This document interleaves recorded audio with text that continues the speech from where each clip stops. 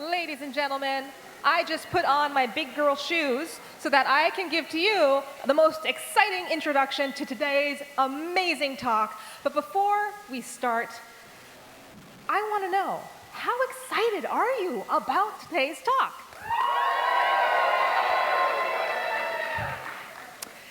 So not that excited?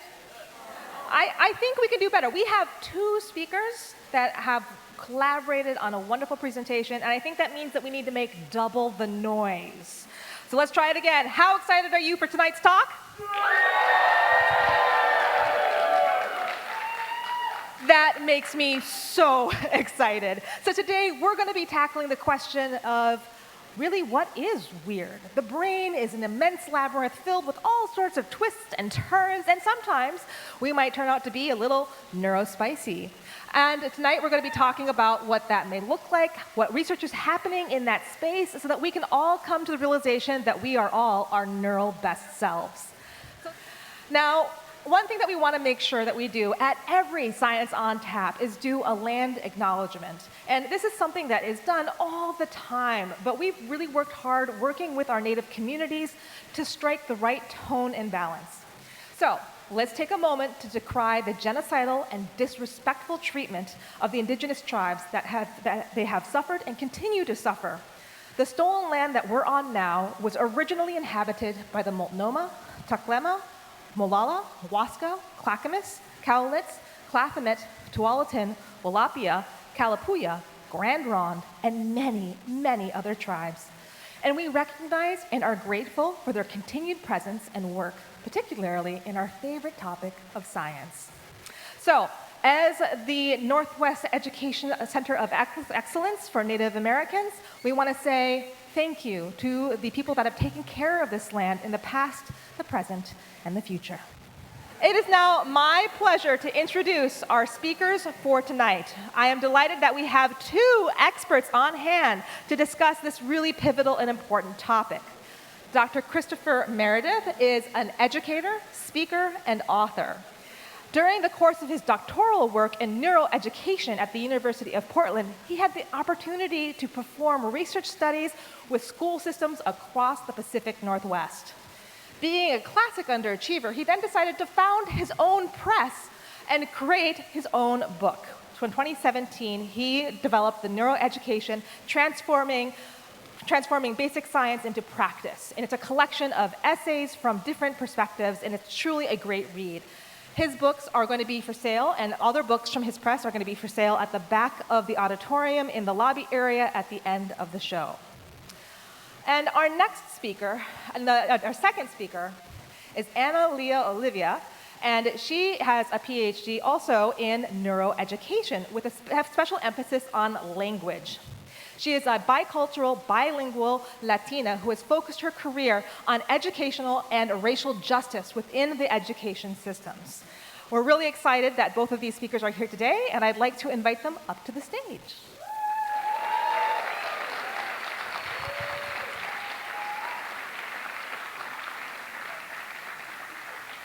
One for you. He's got the clicker today. Yes, I'll take the clicker. Hello, everybody. Welcome. What a great crowd. This is amazing. Wow. Should we get started? We did it, yeah. All right, here we go. So today we are really talking about this amazing topic, the wonderful world of neurodiversity, right? It's wonderful. And just thinking about that, aren't we just all a bit unique? Right? Can we just get an applause for that? We're all a bit unique. Yeah? Yeah, I think so. Okay. Thank you. Can you there you go. So our guiding principles for our shared chat today is that neurodiversity is a cause for celebration. And neurodiversity is it's an individual experience for each person. So that's what we're going to ground our chat on today. We just wanted to share a few talking points regarding this topic of neurodiversity because first and foremost, this is such an amazing topic, and the story of neurodiversity is unique to each and individual person, right? We're going to be exploring this topic from the vantage points of multiple different perspectives. So we're going to be looking at this from the academic perspectives. We kind of step into that world. which is our neuroscience, our cognitive psychology, and our language. But we also want to make sure that we're exploring this topic from what we call a humanistic perspective as well, which is to say that it's a viewpoint that honors the lived experiences of each person who is neurodiverse, okay?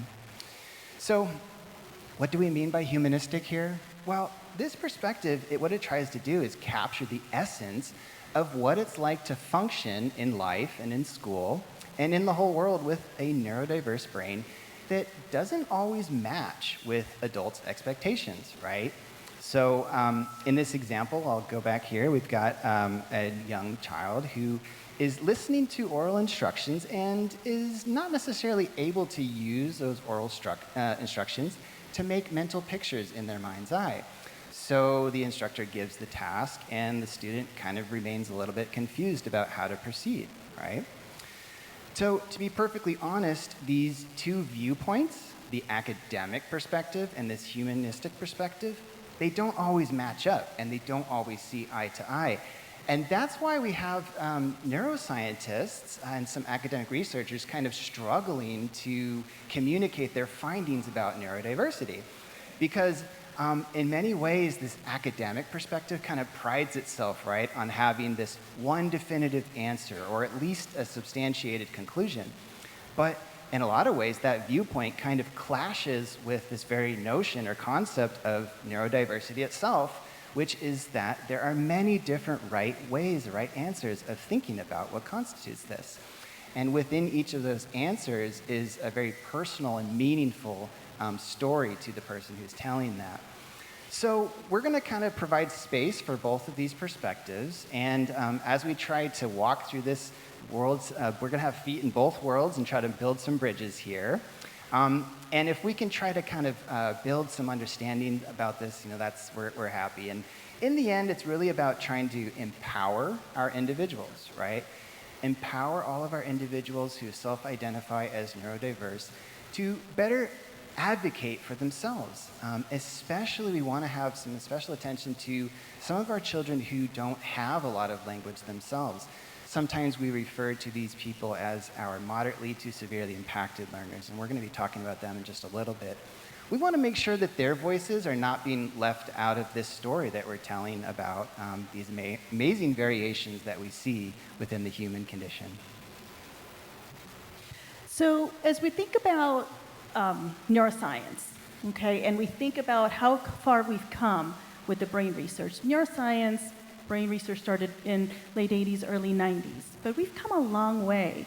And so initially, the neuroscience research was really founded on really thinking about the different brain functions. That's a historical perspective.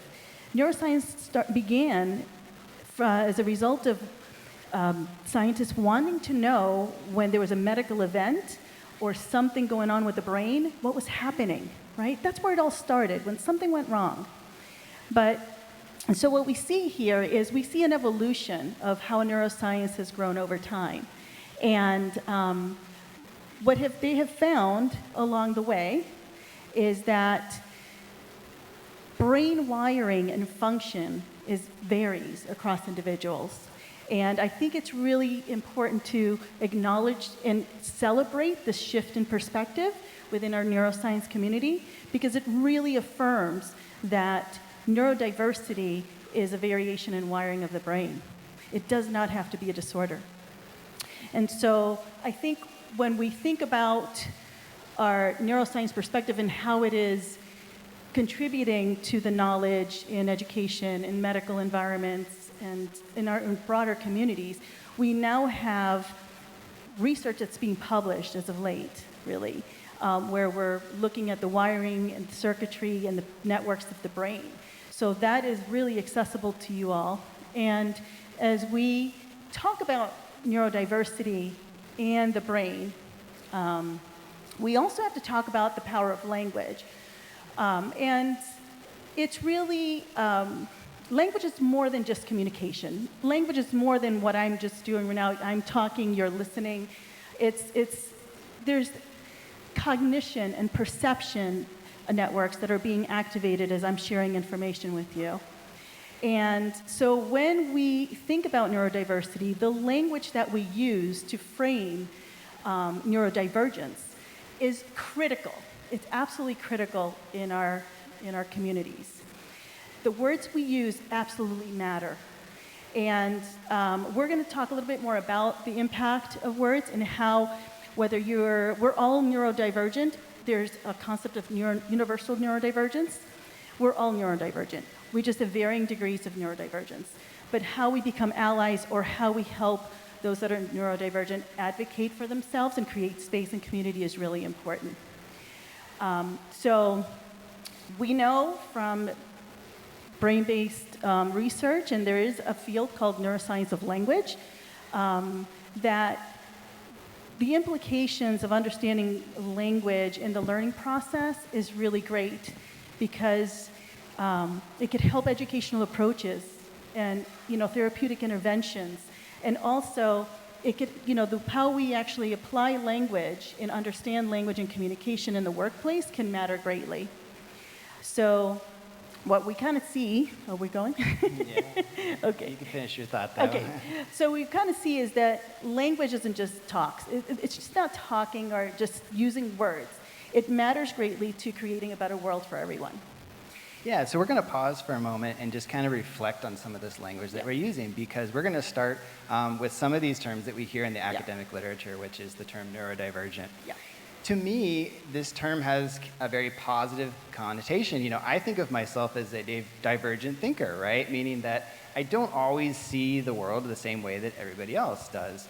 So there's this very positive, beautiful sentiment to this idea.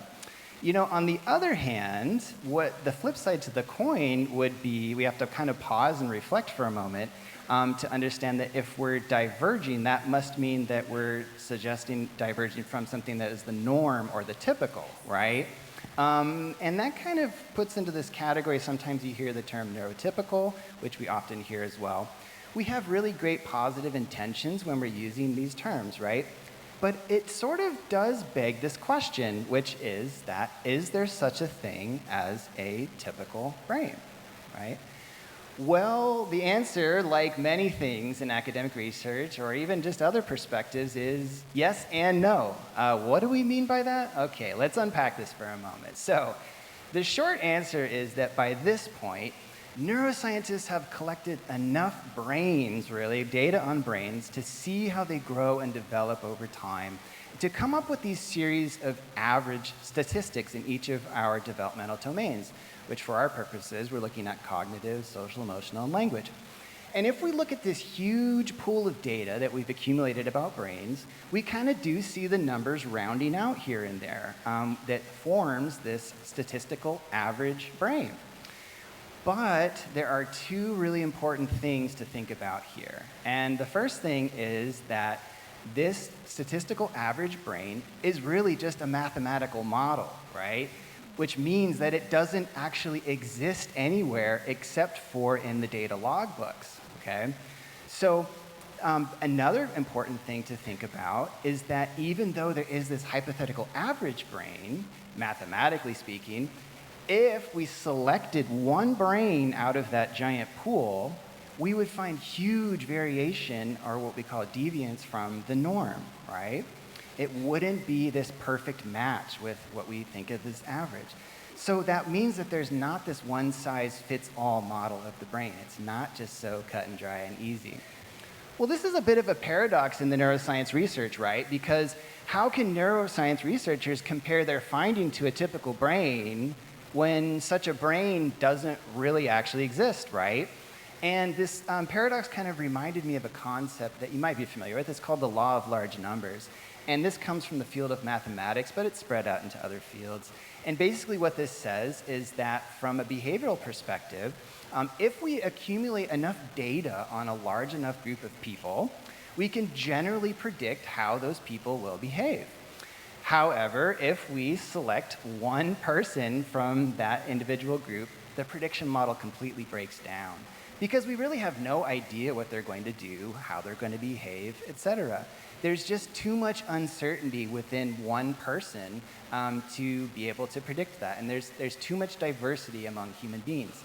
which for our purposes is actually a really great thing, right? So the bottom line is, whether you are neurodiverse yourself or you have children who are neurodiverse, in thinking about the language and the terms that we're using to talk about this, folks are welcome to use any term that feels like a good fit for them. On the other hand, if you're reading some of this literature and you're reading about these typical or average brains, there can be some value in using some of these metrics to have some comparisons to that. But it's just really important to not let these comparisons negatively influence you or your child's self-concept in any way, because what we know from the research is that development, it will happen when learning happens, okay? That developmental trajectory, it might just look a little bit different for each child, okay? But it will happen and everybody will get there, so. So as a field, cognitive psychology attempts to look at neurodiversity, it really does. And it also wrestles with this paradox a bit because of what we just talked about. Every brain, we were discovering that every brain is wired differently. But here's the kicker, there's one that fits the mold. There's no one brain that actually fits the mold. And, it's like one of those one-size-fits-all t-shirts. We've all had one of those, right? They fit, but do they really, really fit well? Not really, right? So that's kind of, the one way to look at it. So there is actually a shift happening. It's not fully happened from an old way of thinking, within the field of cognitive psychology, which was more about what Chris was talking about, which was focused on deficits and how the brains are different, typical from atypical and all of that, right? The norm, so to speak, based on the sample. But the new research that's actually coming out and emerging is really thinking and acknowledging the variations in function of the brain at some level. So that's really inspiring. We've got a long ways to go because our system actually has a lot of that, those mindsets and that research deeply embedded into medicine, into education, into every realm of life. So I think that that's something that we look forward to shifting over time. So the missing piece, we talked about neuroscience, cognitive psychology. We've gone to the 150,000-foot view for you today. But the missing piece, as we're thinking about learning, is really a neuroeducation and language perspective. And thinking about language has been missing from the equation for a long time. So our way of looking at learning and development over time for children, we do this through the Arwood, the Arwood Neuro-Education model, which we're actually triangulating data between the fields of cognitive research, cognitive psychology, neuroscience, and language. And those areas are really coming together to help us understand the brain at a cellular level, networks and circuitry, how the language mirrors the mind and how it's processing, but also the role of language from a neurosemantic standpoint. So how is meaning shifting and changing the brain wiring and functioning? So this is a model that we're looking at. So as you can see, language is really the bridge between the neuroscience research and the cognitive psychology research that's emerging right now. We need to understand language function to be able to understand how people learn and process the world in different ways. And so, like I said, language is not just words. It really impacts structures. We actually have research right now that shows the impact of language on circuitry and networks. And so we now have to now put this other variable in. And I think we know, and this is our life's work, that language is actually the missing link to understanding this process. Okay. So we're making this case tonight that the neuroeducation perspective is a really great vantage point to view this complex topic of neurodiversity, because partly baked into the neuroeducation model itself, created by Dr. Ellen Arwood, is this a prerequisite of looking at topics from multiple perspectives simultaneously. What that means is that we're not getting stuck in one viewpoint, which we know can be really limiting for our thinking, right? When we look at neurodiversity from these multiple lenses simultaneously, we often discover new understandings of why it is that some children who are neurodiverse are able to progress through school without very many challenges, and then other children really have school is such a challenge for them, and they sometimes languish behind their peers, right? What we start to understand is that for some children who are neurodiverse, their brains can more intuitively take the meaning that is given to them, which, as a reminder, is primarily auditory, oral-based methods, which is what I'm doing right now. They're able to take those methods and do something with it with their brain. But there are some children who it's not as effective taking that sensory input and translating it into something that they can use. So we can kind of visualize this a little bit as like a spectrum of how do we get from the auditory input into something our minds and brains can use, which is visual thinking. And I love this graphic on the right because it actually kind of shows this person looking at the thinking in their own mind, kind of being the operator in that sense. So people who are neurodiverse really deserve a voice here. But as I mentioned, there are some students that really struggle with language from a functional perspective. You know, we're huge advocates for students and children to be able to share their own stories. But what about those students that do not have a lot of functional language and struggle to communicate, right? When you look at a developmental profile of somebody that fits this description, you actually see them functioning at developmental levels that tend to be much lower than the averages or what we would expect from their chronological age, right? But that's not the end of the story by any means. We can actually empower these individuals who meet this description to learn, develop, and gain the capacity to advocate for themselves. Because remember how Dr. Leva shared that the research is clear that the vast majority of our students think using this visual language learning system, which means, remember, making pictures, movies, graphics in their mind's eye. As adults, we might actually be able to switch up the way that we're providing the sensory input to the children, shifting away from that predominantly auditory methods, the talking, into predominantly visual methods, such as drawing about an idea, writing about it, etc. I wanted to just share a brief case study that I did for my dissertation, studying a real student who this evening I'm going to call Carrie. Because I think that the story of Carrie actually provides a really nice example of some of these important concepts that we've just kind of brushed on a little bit, which is that learning and development will happen in all of our children. But we do need to figure out a way for the type of sensory input that we're providing to them to match the intuitive ways that their brains learn, okay? So I want to share just a little bit about Carrie. Carrie is a young autistic individual. He began talking relatively late in life at around age 7, and after that point, language unfolded for him relatively slowly over the years. And what that meant is that he struggled to use his language to function in the world very effectively. And he did not have a lot of social engagement, did not really act what we call as an agent in society, which means that when somebody struggles to engage in goal-directed, purposeful behavior, okay? And so, by all accounts, looking at this developmental profile of Carrie, Carrie was an individual who met the description of somebody who was moderately to severely impacted by exceptionalities. And his parents would report that he did struggle in school. They struggled to take him to public places, to go to doctor's appointments and that kind of thing.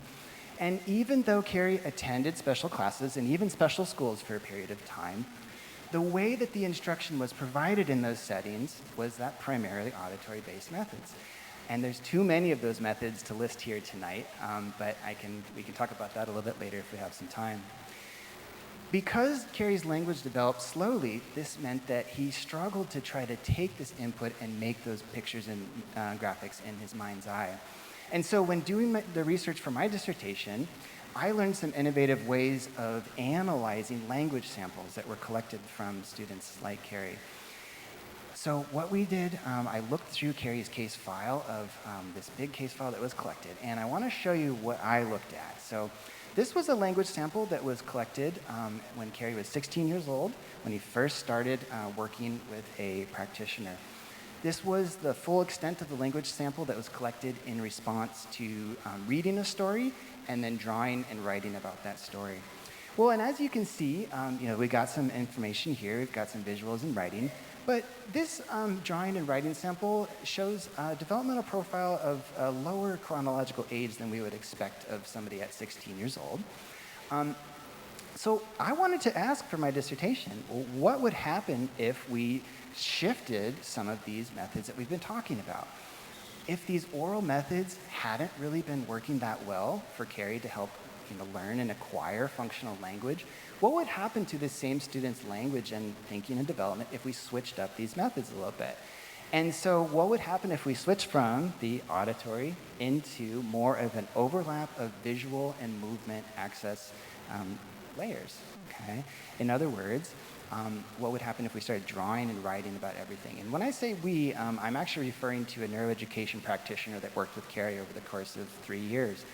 At the end of that case study cycle, the results that I found after looking at this case was actually very illuminating, not from a scientific perspective, but also from this humanistic perspective, and I want to share some thoughts about both of those.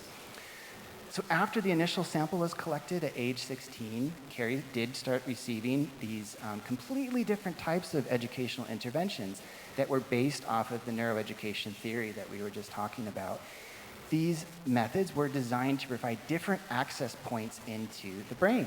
And so over those 3 years, here's some of the strategies that the practitioner was using. They were drawing about ideas. Everything that was talked about before now needed to get onto the page into some kind of visual story and visual conversation. Visual ideas were also drawn out and anchored into a picture dictionary and grouped thematically so that it wasn't about memorizing those flashcards that we talked about earlier in the quiz. It was about grouping them in a meaningful way, grouping concepts that he was trying to acquire. And then the practitioner also used a method that some people may be familiar with. It's a little bit innovative. It's called hand-over-hand learning. And it's actually where you take the individual's hand and you draw and write together with them in real time. And what we actually know from some neuroscience research is that this actually provided what's called movement access into Carrie's brain, and that actually activates the motor cortex in new ways that we don't see in using other strategies, such as the oral-based methods. Well, what was the answer? I mean, what kind of conclusions did we come up to as we investigated this? Well, I will show you a new sample that was collected after 3 years at age 19. I do feel like some of this speaks for itself because I did have to redact a bit of the text for privacy reasons, but I'll just give you a moment to do a little bit of a compare and contrast as we look at these two samples. And what you'll see is there was a really massive amount of growth in the quality and the quantity of language used by Carrie. And actually, if you look really closely, you'll see that Carrie is now drawing himself with images in his thinking bubbles, right? In other words, taking the ideas from the page and from his mind and putting it onto the page, which is ultimately what we want our children to be able to do in school, right? So another component, a way of looking at this from more of the research perspective, is kind of comparing the number of years of developmental growth that Carrie experienced using more of that oral traditional auditory methods versus more of the neuroeducation visual methods. And what I observed after crunching the data a little bit is that Carrie made more developmental progress in those 3 years of using the innovative neuroeducation methods than he did in almost his entire previous school year combined, all the years combined, which I thought was actually very fascinating from a research perspective. But remember, there's this humanistic quality to this story as well, because it highlights this really interesting facet that we're not focusing about changing who the child is, right? Because at the end of the day, Carrie still was the same amazing person, but he was able to advocate for himself in new ways that had not been available to him before. So he still was this amazing, unique, neurodiverse individual, but through this adult help, he was able to empower himself to reach new levels of self-advocacy. And what was fascinating is that his parents reported that, well, they were now able to take him out into public without issues. They went on family trips together. They would go to doctor's appointments and things that were difficult before. What we actually refer to this is that developing that sense of agency that I talked about earlier, right? Which is that goal-directed behavior. We saw a lot of increase in that. And so I would characterize this educational intervention that Carrie received as empowering because, and affirming and positive, because it didn't try to seek to change Carrie as a person. It didn't try to change who he was, but rather what it was unlocking learning to happen in his brain, which, if learning is going to happen, that's going to unlock that development to happen as well, right? So that's going to allow Carrie to increase and evolve his own thinking over time. And since this time, you know, Dr. Oliva and I have used neuroeducation methods and strategies working one-on-one with many, many different kids all across the neurodiversity spectrum, and we've also seen some pretty amazing results as well. One more thing. Right here. All right. So as we're talking about this accessibility to learning and really working through this dilemma that we have in our systems that are not accessible to all neurodivergent individuals, we have a call to action to really promoting social justice for all children and all neurodivergent individuals in our communities. And really looking at that we tell the Carrie story because we want to make sure that the representation of what the learning process can look like is voiced and it's amplified, so that we can change the understanding of people with regards to neurodivergence. And so when we think about promoting accessibility to learning from a social justice perspective, you know, it's really one of the best things that we can do. And going back to language, my background is as a speech-language pathologist. I've had 24 plus years of supporting and working with families and children who are neurodivergent. And so I know that words have power, and how we use our words, how we use our language in different spaces to advocate and to help those that are in the process of learning how to advocate for themselves or interrupting deficit-based language in environments is really critical. It's our role, whether, you know, within our neurodivergence and as allies in our community, to contribute to a shift in perception so that we can really think through how we can begin to impact a shift in narrative. You know, we're still using words like disorder, like think about ADHD, okay? Think about ADD, think about, you know, disorders. When we look at special education eligibility, all the eligibilities, all the criteria are deficit-based. So when I have to engage as a professional in that setting, my language changes, and I connect with families and shift my language to empower them to think about their learner and their child in a different way. And so I'm kind of interrupting and challenging the process a little bit, right? The systems are not designed to value and honor neurodiversity. Remember, they were designed based on outdated data, outdated research, and those values are very, very prevalent in both our educational and medical community. So as I think about inclusion, you know, it's really, it's not charity. So when we talk about inclusive environments, workplaces, educational environments, it's not about charity. Nobody is broken. We should be able to create spaces for everyone in our community so that everyone's voices can be heard and everybody has a place of belonging. So our language, our understanding for learning potential and what can happen when individuals are appropriately supported, honored, and valued in our society is important. Yeah, thank you. So, Next slide. yeah. So really using affirming language is key to promoting a very respectful and inclusive perspective on neurodiversity. And it starts with all of us. And we're all on a different learning continuum about what language to use, right? Language is evolving as we begin to find out more about it. So there's terminology that instead of using all those things, disorder, deficit, impairment, how many of you, raise your hand if you've heard or have been in environments where that language has been used. I should see just about everybody hand up, okay? Fix or cure. We're not fixing or curing anybody, okay? So here's the language that you want. Take a picture if you want. Here's the language that you should start thinking about incorporating into your dialogue with people. Everybody plays a role in creating space and shifting this narrative. Everybody, okay? And so the more prevalent that this language becomes, the more that our language within our communities and our spaces is going to shift. So the other thing is about identity, respecting choice, right? Some folks, language matters because it also ties in with cognition, perception, and self-identity. We always should honor that golden rule.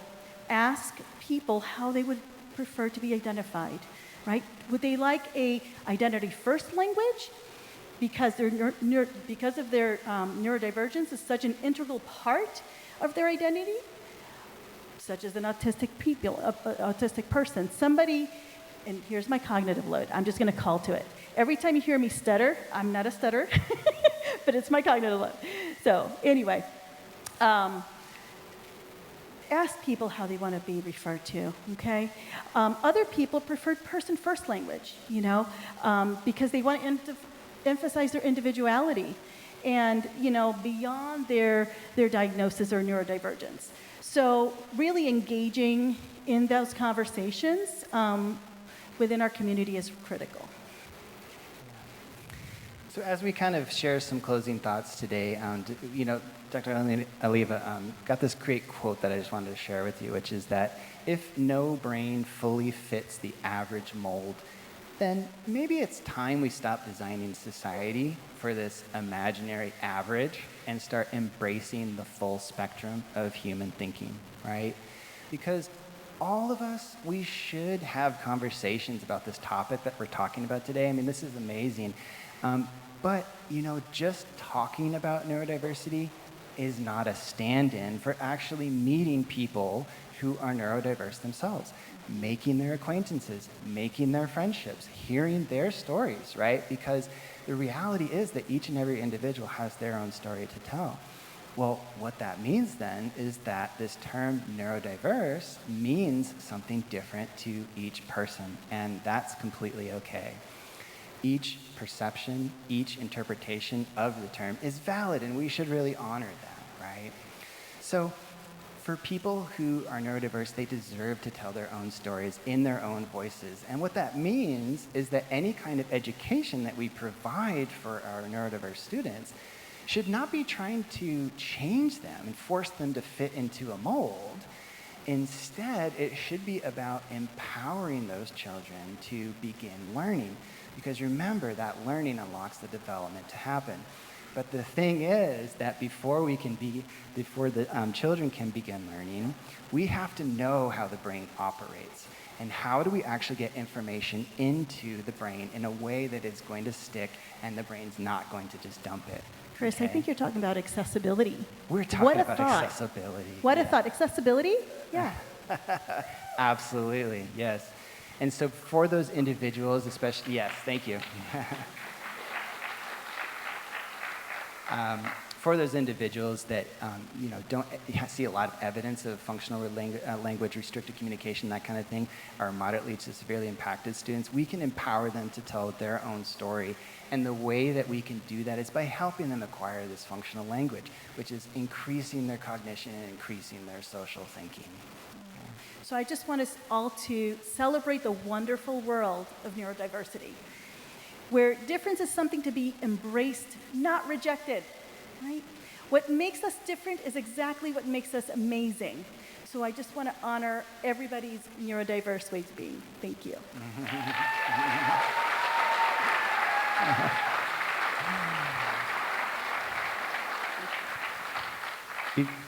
just wanted to briefly mention, we do have some resources. If you'd like to learn more about neuroeducation, we've got some books out here in the lobby, but I just also recently started the Neuro-Education Press, which is a small publishing company.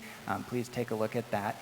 And then Dr. Oliva and I, we created the Neuro-Learning Language Network, partially to promote all of this work that we're talking about. It's because of that equitable access to understanding. So this network is open to all educators, anybody that works in, with children. If you're a community member, family member that wants to know more, we're here to support that knowledge. Absolutely. So we've got our link here, and there's a QR code if you would like to learn some more information. Just send us an email, and we'll give you some information about our next meeting. So thanks, everybody, for being here. Thanks to Science on Tap for having us. Thanks to our interpreters for being here. Thank you. Yeah.